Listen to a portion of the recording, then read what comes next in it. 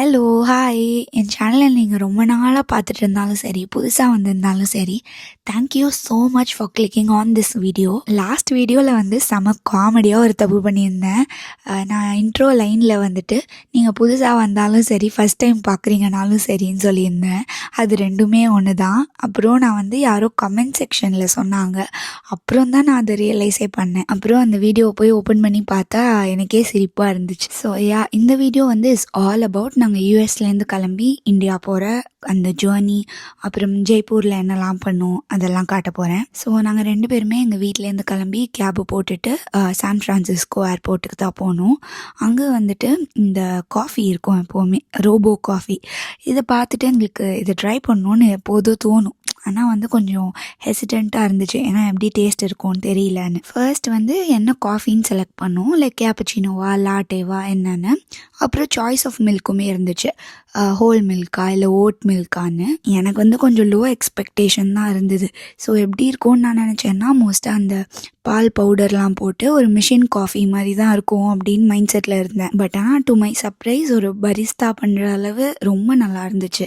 Like அந்த latte ஆர்ட்லாம் பண்ணி very tasty coffee also. So நாங்கள் ஏர் இண்டியாவில் தான் ட்ராவல் பண்ணோம். மோஸ்ட்டாக அதில் தான் எப்போவுமே ட்ராவல் பண்ணுவோம். ஆனால் நிறைய பேர் சொல்லுவாங்க இந்த மாதிரி ஃப்ளைட் ஃபுட் எப்போதும் அவ்வளோ நல்லா இருக்காதுன்னு. பட் எனக்கு பர்சனலி வந்து ரொம்ப பிடிக்கும். லைக் டேஸ்ட் நல்லா தான் இருக்கும். ஆப்வியஸ்லி இல்லை, நம்ம வந்து ஃப்ளைட்டில் பறந்துட்டு இருக்கும் போது வி கான் எக்ஸ்பெக்ட் அப்படியே கார்மே லெவல் ஃபுட் இல்லை, ஏதோ அவங்க பசிக்காமல் வச்சுருக்காங்களா நம்மளை, அவ்வளோதான் எக்ஸ்பெக்ட் பண்ண முடியும். ஆனால் ஐ ஃபெல்ட் லைக் கொஞ்சம் இன்னும் நியூட்ரிஷியஸாக இருந்திருக்கலாம் அப்படின்னு தோணுச்சு. ரொம்ப நான் ஜாஸ்தி டைம்ஸ் வந்து ப்ரெட்டு தான் வந்தது. ஆனால் வி வேர் கொஞ்சம் ப்ரிப்பேர்ட். ஸோ நாங்கள் பனானா, ஆப்பிள் எல்லாமே வந்து என் ஹேண்ட்பேக்கில் போட்டு நான் எடுத்துகிட்டு போயிருந்தேன். ஸோ எதானா க்ளூட்டன் சாப்பிட்டேன்னா கூட அதுக்கு முன்னாடி வந்து ஒரு ஃப்ரூட்டு, அதுக்கப்புறம் ஒரு ஃப்ரூட்டு, அந்த மாதிரி சாப்பிட்டு மேனேஜ் பண்ணேன். ஸோ டெல்லி இறங்கினோம். டெல்லியிலேருந்து அடுத்த ஃப்ளைட்டை பிடிச்சி நாங்கள் தூங்கிட்டோம். என்ன நடந்துச்சுன்னே எனக்கு தெரியாது. அதுக்குள்ளே நாங்கள் ஜெய்ப்பூர் இறங்கிட்டோம். ஜெய்ப்பூர் ஏர்போர்ட் வந்து அவ்வளோ பியூட்டிஃபுல்லாக இருந்தது. ஆல்சோ நாங்கள் வந்து இந்த இன்டர்நேஷ்னல் ஃப்ளைட்லேயும் சரி, டொமஸ்டிக் ஃப்ளைட்லேயும் சரி, எதுலேயுமே வந்து மானிட்டர் ஒர்க் பண்ணல. எங்களுக்குன்னு இல்லை, யாருக்குமே ஒர்க் பண்ணல. ஸோ அதனால் மூவிஸ்லாம் பார்க்க முடியாது, என்டர்டெயின்மெண்ட்லாம் இல்லை. அண்ட் எங்கே இருக்கோன்னு தெரியல. அந்த மேப்லாம் காமிக்கும்ல, அட் தட் மொமெண்ட் நம்ம எங்கே ஃப்ளை பண்ணிகிட்ருக்கோன்னு. ஸோ அந்த இன்ஃபர்மேஷன்லாமும் எங்களுக்கு இல்லை. ஸோ கொஞ்சம் போர் அடிச்சுட்டு தான் இருந்தது. ஸோ நாங்கள் எப்படா இறங்குவோம், ஜெய்ப்பூர் வரோம், ஃபேமிலியெல்லாம் மீட் பண்ணுவோம், ஜாலியாக இருக்கலான்னு அதை பற்றி தான் நினச்சிட்டு எக்ஸைட்டடாக வந்துட்டு இருந்தோம். நாங்கள் புக் பண்ணியிருக்கிற ஹோட்டல் வந்து ஜெய்ப்பூரில் நல்ல உள்ளுக்குள்ளே தான் இருக்குது, மெயின் ரோட்லலாம் இல்லை. ஸோ அதனால் வந்து அங்கே ஒரு 10 minutes அவே தான், ரொம்ப தூரம்னு சொல்ல முடியாது. ஸோ இந்த மாதிரி டுக்னு ஒன்று அமைச்சிருந்தாங்க. இதில் வந்து எங்களை மெயின் ரோடில் கூட்டிகிட்டு போய் கொண்டு விடுறதுக்கு இது மாதிரி ஒன்று இருந்துச்சு அங்கே. இது வந்து ஹோட்டல் இல்லை, நீங்கள் பார்த்துருப்பீங்க என்னோடய ஷார்ட்ஸில், ஒரு ஹவேலி. இட்ஸ் அ 289-year-old ஒரு பழைய வீடு. நீங்கள் நினைக்கலாம் பழைய வீடுனா எப்படி இவ்வளோ அழகாக இருக்குது, பார்க்க ஃப்ரெஷ்ஷாக இருக்கே அப்படின்னு. நானும் அப்படி தான் யோசித்தேன். இப்போது வந்து நல்லா ரெனோவேட்லாம் பண்ணி இதை வந்து இந்த மாதிரி இப்போது எல்லாருக்கும் பீப்புளுக்கெல்லாம் வந்து இங்கே ஸ்டே பண்ணுற இடமா மாற்றிருக்காங்க. என்னோடய அப்பா அம்மா, மாமனார், என்னோடய சிஸ்டர் எல்லாருமே வந்து பெங்களூர்லேருந்து ஜெய்ப்பூர் வராங்க. நாங்கள் வந்து ஆனால் இன்னும் அவங்க யாரையும் மீட் பண்ணல, ஏன்னா அவங்களோட ஃப்ளைட் வந்து இனிமேல் தான் வரப்போகுது. எங்களோட ஃப்ளைட் தான் வந்து ஃபஸ்ட்டு வந்தது. ஸோ நாங்கள் வந்து ரீச் ஆகிட்டு நான் வந்து ஃப்ரெஷன் அப் ஆனேன். நாங்கள் பிளான் பண்ணும்போது இவ்வளோலாம் யோசித்து பிளான் பண்ணல. But it all worked out well. நாங்கள் வந்து ரொம்ப நேரம் ட்ராவல் பண்ணி வந்தனால எங்களுக்கு வந்து குளிக்கணும், ஃப்ரெஷன் அப் ஆகணும் அப்படின்லாம் இருந்தது. ஸோ நாங்கள் முன்னாடி வந்தது நல்லதாக போச்சு. நல்லா ரெடி ஆகிட்டு நாங்கள் வந்து வெயிட் பண்ணிகிட்டு இருந்தோம். இவங்க எல்லோரும் வந்த உடனே எல்லாருமா சேர்ந்து லஞ்சுக்கு வெளில வந்தோம்.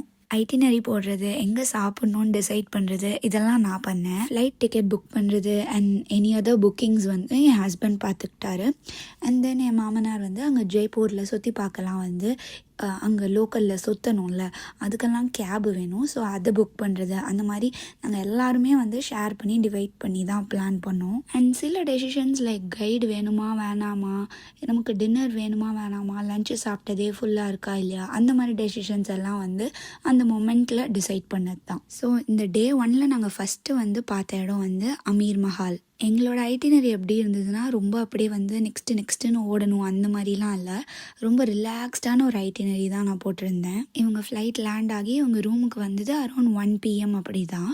ஸோ எங்களோட டே 1 வந்து ஸ்டார்ட் ஆனதே மத்தியானம் தான். ஸோ அன்றைக்கி வந்து ரிலாக்ஸ்டாக லஞ்சை சாப்பிட்டுட்டு இந்த அமீர் மஹாலை வந்து ஃபுல்லாக சுற்றி பார்க்குறது தான் எங்களோட பிளான். இதுதான் நாங்கள் பண்ணதுலேயே பெஸ்ட் விஷயம். I would suggest everybody to do this when you go to Jaipur or any other city. In fact என் ஹஸ்பண்ட் தான் இந்த டெசிஷன் எடுத்தது. So we had a guide. So அங்கேயே இருப்பாங்க, அந்த இடத்துலையே கீழே வந்து கவர்மெண்ட் கைடாக பார்த்து செலக்ட் பண்ணிக்கோங்க. கவர்மெண்ட்டுன்னு எப்படி தெரியும்னா அவங்க வந்து அந்த ஐடி கார்டு போட்டிருப்பாங்க. அரௌண்ட் ஒரு 4 hours போல் ஸ்பெண்ட் பண்ணியிருப்பார் இவர் எங்களோட. அழகாக இந்த ஃபோர்ட்டை ஃபுல்லாக சுற்றி காமிச்சு எல்லா இடத்தையும் எக்ஸ்பிளைன் பண்ணி எங்கெல்லாம் ஃபோட்டோ எடுக்கணும்னு சொல்லி கொடுத்து அங்கே நின்று எங்களை இவரே ஃபோட்டோ எடுத்து கொடுத்தாரு. அஃப்கோர்ஸ் நம்ம கூகுள் பண்ணால் இந்த ஹிஸ்ட்ரியெல்லாம் தெரிஞ்சுக்கலாம் தான். ஆனால் ஒருத்தவங்க சொல்லித்தரும் போது அதில் கேட்கும் போது இன்னும் நல்லாயிருக்கும்ல. அந்த மாதிரி இவர் வந்து எல்லா இடத்துலையும் அதோட ஹிஸ்ட்ரி எக்ஸ்பிளைன் பண்ணார். அது ரொம்ப நல்லா இருந்தது. You know why have 12 apartment? Oh, You know why have 12 5? why? You know why? Rajput क्योंकि इसका बेटा नहीं हुआ इसलिए। No. 12 months. See, for political alliance. Political So get married for 12 states. Oh, Like Udaipur, your power. oh, power. Because sometimes go for fighting. So not fighting each other. No. They support for each other for army. So அவர் எங்ககிட்ட என்ன கேட்டார்னா, basically வந்து 16th centuryயில் இந்த Amber ஃபோர்ட்டில் இருந்த அந்த ராஜாவுக்கு வந்து 12 wives இருந்துதான். அது ஏன்னு தெரியுமான்னு கேட்டார். எங்களுக்கு ஆப்வியஸ்லி தெரியல. ஸோ அப்புறம் ஹி எக்ஸ்பிளைன்டு தட் என்னன்னா, ஜோத்பூர் உதய்பூர்னு எல்லா சிட்டிலேருந்தும் கல்யாணம் பண்ணி ஒரு ஒய்ஃப் வச்சுருந்தாராம். மொத்தம் 12 wives. ஏன்னா பொலிட்டிக்கல் அலையன்ஸ்க்காக. அப்படி கல்யாணம் பண்ணிட்டா அதுக்கப்புறம் எல்லாரும் ஒரே ஃபேமிலி ஆகிடுவாங்க, எல்லாரும் ஒரே பார்ட்டி ஒரே சைடு ஆகிடுவாங்கல்ல.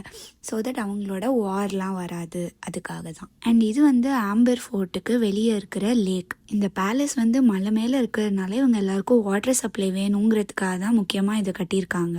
ஆல்சோ எனிமீஸ்லாம் வந்து வராங்கன்னா தூரக்கேந்து வரும்போது பார்த்துடலாம். அண்ட் ஆல்சோ அவ்வளோ ஈஸியாக வர முடியாது, ப்ரொடெக்ஷனாக இருக்கும். அதுக்காகவும் இருக்குது இந்த லேக். அந்த லேக்குக்கு நடுவில் ஒரு கன்ஸ்ட்ரக்ஷன் மாதிரி இருக்குல்ல, அது என்னன்னா சாஃப்ரான் குங்குமப்பூ வந்து க்ரோ பண்ண அந்த ராஜா ட்ரை பண்ணாராம். ஆனால் அது ஃபெயிலியர் ஆயிடுச்சு. The water tank. So it will work like geyser for heat water. And actually inside for the 16th century, like hammam, bathtub, like swimming pool, we call now jacuzzi. So 16th century old jacuzzi. அது என்னன்னா பாத் dub ஒரு jacuzzi மாதிரியா. ராஜா ராணிலாம் குளிக்கிறதுக்கு அந்த லேக்லேருந்து எடுத்துகிட்டு வந்து இந்த இடத்துல தான் சூடாக பண்ணி அங்கே வந்து அவங்க ஜாலியாக குளிப்பாங்களாம். இதை பார்த்த உடனே வந்து எனக்கு வாட் அண்ட் ஆர்கிடெக்சர் அப்படின்னு இருந்தது. ஒரு கார்னர் ஆஃப் த ரூம்லேருந்து அந்த செவத்து உள்ளே நான் விஸ்பர் பண்ணேன்னா இன்னொரு கார்னரில் கேட்குது. நான் வந்து ரொம்ப சைலண்ட்டாக ஹாய் அப்படின்னு விஸ்பர் பண்ணால் கூட ஆப்போசிட் தூணில் இருக்கிறவங்களுக்கு வந்து ஏதோ ப்ளூடூத் ஹெட்செட் போட்டிருக்கா மாதிரி அப்படியே கிளாரிட்டியாக கேட்குது.